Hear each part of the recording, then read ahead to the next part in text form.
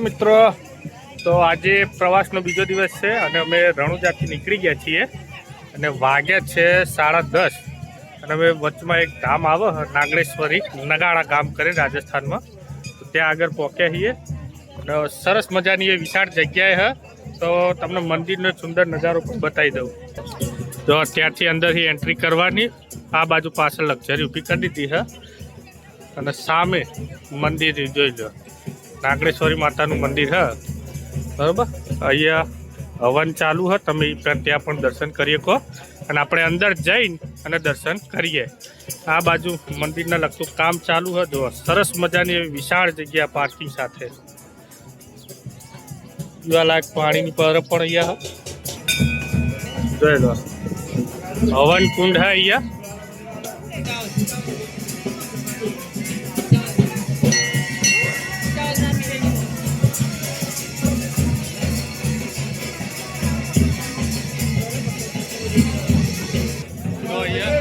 ગીત સંગીત ચાલુ, ભજન.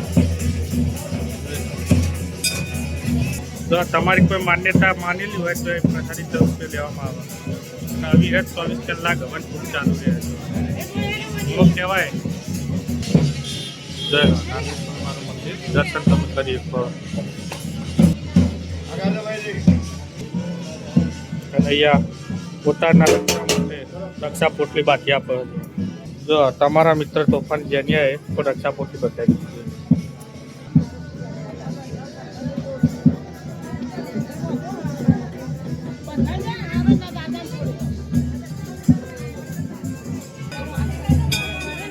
બે મહાન ભક્તો જો હાથે ગણેશ્વરી બાધે હ, તો આ બાજુ તિલક થઈ રહ્યા હે.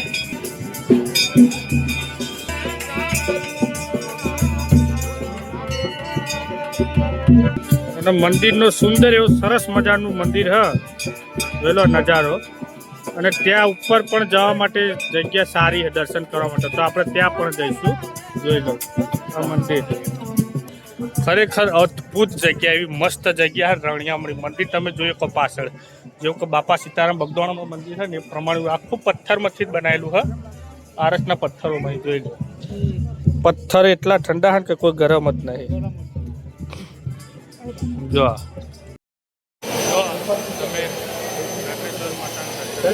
જો મંદિરનો અંદરનો ઘુમ્મટનો આકાર તમને બતાવી દઉં. જો ચારે બાજુ ગોળમોળ, બહુ સરસ એવી વિશાળ જગ્યા ભાઈ મંદિર હો, અને વાતાવરણ બહુ ઠંડુ છે. જો તમને સેટરથી દર્શન કરાવું, ત્યાં તો થોડે ના પાડે છે, તો દર્શન થાય તો તમને દર્શન કરાવી દઉં.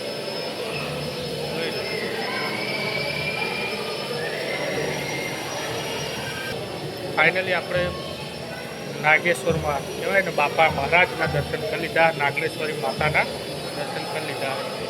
જોઈ લો તમે પણ પાછળ નજારો જોઈ લો. હવે આપણે ઉપર પહાડ ઉપર જઈશું, જે પહાડ ઉપર જે નજારો સારો હોય ત્યાં પણ આપણે વ્યૂ પોઈન્ટ બતાવવાની કોશિશ કરીશું. તો પહાડ એક તમને બતાવી દઉં નીચેથી ખાલી. જોઈ લો, અહીંયા આપણે ઉપર જવાનું છે. અહીંયા તો આ બહારનું પણ એક કથા એટલે હવાન મંડપ, આ રહ્યો હવાન મંડપ. જો હવાન કુંડ અહીંયા તૈયાર જ છે. તો હવાન મંડપ સામેથી મસ્ત વ્યૂ પોઈન્ટ દેખાય. જો પહાડો દેખાય, જોઈ લો. ફાઇનલી હવે આપણે પહાડ ઉપર જઈએ અને ત્યાં જોઈએ કે કેવો નજારો હા, અને ત્યાં દર્શન જઈને કરીએ. બરફનું પાણી, જો તો આપણે પાણી પી લઈએ બરફનું. ભાઈ પર જવા માટેનો વ્યૂ પોઈન્ટ બહુ સરસ મજાનો હોય, પગથિયા નહીં એટલે સાચવીને ચડવું પડે. ભાઈ સાચવીને ચડજો હા, લપસી ના જઈ. જો તમારો મિત્ર તોફાની હા, મોટા લોકોનું તો અહીંયા કામ જ નહીં આવું. હા ભાઈ જોઈ લો, પગથિયા નહીં, પહાડ હા, પથ્થરમાં ઉપર આસ્તા આસ્તા જવાનું. આપણા પાછળનો નજારો જો, ઉપર જવા માટે આખો પહાડ જોઈ લો. આટલું ચડતા હા ચડી ગયો. પથ્થર એવો હોય ને એટલે સાચવીને ચડે જેવું, જ્યાં લપસી જ્યાં છો લઈ ગયા. ફાઇનલી આપણે ટોચ પર પહોંચી ગયા અને નીચે ગુફા હા, ગુફામાં જઈએ જઈ એકાતું એ જ જઈએ કે આપણે ટ્રાય કરીએ જવાનું તો જવા જ જઈએ ને કંઈ કોઈ ઈચ્છા નથી. હા હા બહુ ચડી ગયો. કેવું રહ્યું તમારે? મજબૂત રહ્યું ભાઈ. હાડા જો હા તો તોફાની જાનીઓ જોઈ લો. હાથમાનની બિલ્ડિંગ બનાવો, હાથમાનની. બે તો ઘેર હા પછી બીજી ચેર કરવાની. જો અહીંયા ગુફા હા, અહીંથી જવાનું ને બહાર નીકળવાનું કેવું કેવું હા આ ગુફા. તો આવડી ગુફામાં નીકળવાનો પ્રયાસ કરે. શક્ય નહીં કે બહાર નીકળીએ તો.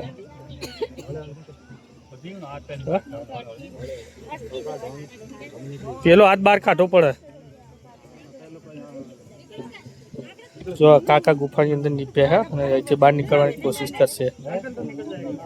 જો હા તો ટેરવીથી તમને ઉપરનો વ્યૂ નજારો દેખાવ. ફુવા ના જશો નહીં જાય એવું?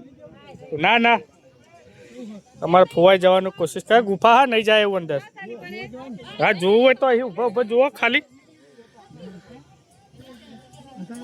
જો બકરી એ ટોચ ઉપર હે ને. તમને દૂરનો નજારો બતાવી દો. અહીં જોઈ લો પહાડ ઉપરથી દૂરનો નજારો. આપણે જે ગાડી લક્ઝરીના રણુજાહી એ રૂટ. આ મંદિરની ટોચ ધજાના દર્શન તમે કરી શકો. જોઈ લો. જો અમારો હાડો હાથમાનનો બંગલો બનાવવાનો ટ્રાય કરે હ. એવી દુઆ કરો, ભગવાનને પ્રાર્થના કરો કે બની જાય જલ્દીથી. બરોબર. આ 3 માળનો હા બરોબર. તારી ઉંમર પ્રમાણે 3 માળ બરોબર હાલ હે. આ દેવનું એવું કેવું 3 માળનો મેં બનાવ્યો હે. જયદેવપુરમાં બનાવવાનો બીજો ચોય કડીમ લેવાનો એમ ને. હા ત્યાં શું બનાવ્યો એવો? પણ જે હા એ વેચી ના મારતો ઘેર હોય એ તો રાખજે.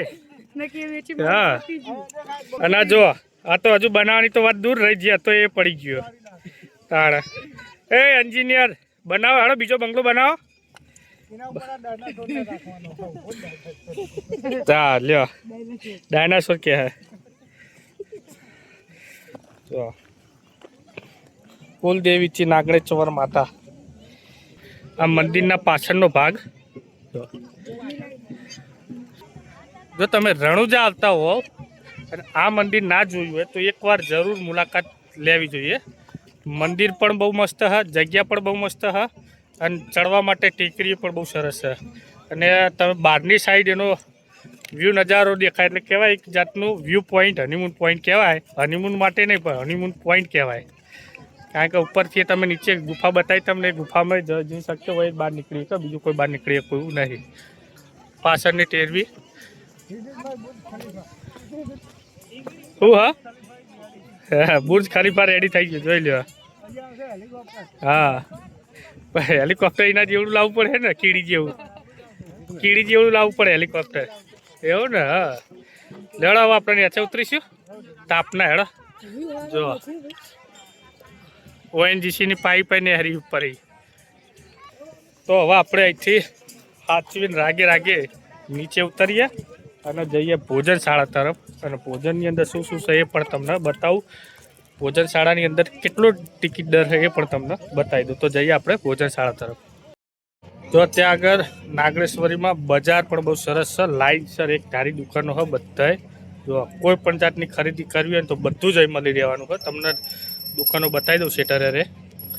જો ઠેઠથી હે ને દુકાનો જોઈ લો. અને અહીંયા આપણે ખરીદી કરવાનું ચાલુ. જો હા તમારો મિત્ર જોઈ લો પાણી પીવા માટલાનું પાણી. હા દુકાનો પણ એક જ ધારી હે, કોઈ બીજા આડી અવરી દુકાનો ક્યાંય નહીં. ઘર વખરીથી લઈને રમકડા હુંદીની દરેક વસ્તુ હોય હે. લેડીઝોની કટલરી હુંદી. જો હા તો હાફ કાઢી ખાય રે.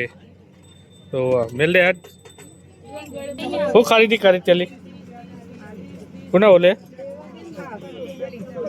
છોડીઓ ઓલે એમ છોડીએ. હા બરોબર. જો અમારી મમ્મીએ બ્રેસલેટ લીધા હા હાલવા માટે છોકરી પોણીઓ ઓલે. જો હા અલગ અલગ.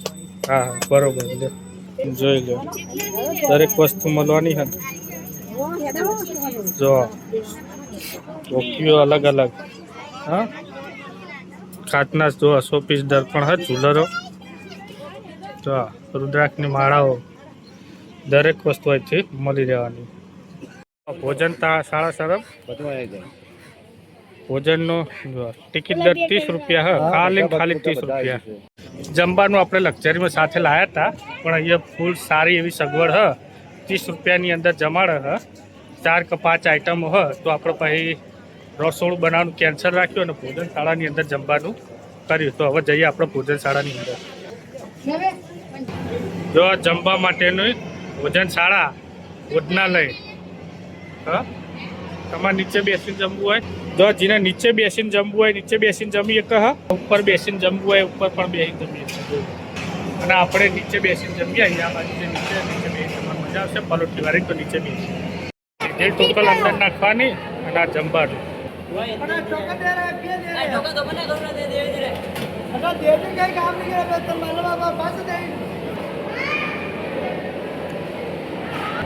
જો જમવાનું સરસ છે બધા બેસી ગયા જમવા માટે છે.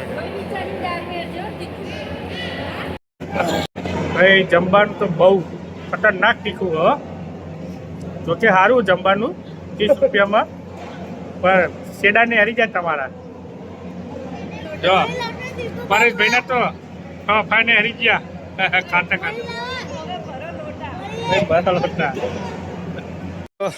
જમવાનું તો પતી ગયું પણ જમવામાં મજા આવી નહીં.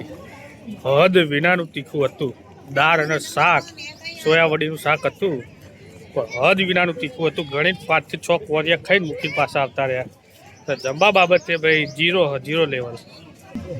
મિત્રો અત્યારનો બ્લોગ નાગરેશ્વરી નગાડા ગામનો આપણો બ્લોગ અહીંયા પૂરો કરીએ છીએ. જો બ્લોગ ગમ્યો હોય તો તમે લાઇક શેર અને સબસ્ક્રાઈબ કરવાનું ભૂલતા નહીં અને વિડીયોને વધુમાં વધુ શેર કરજો.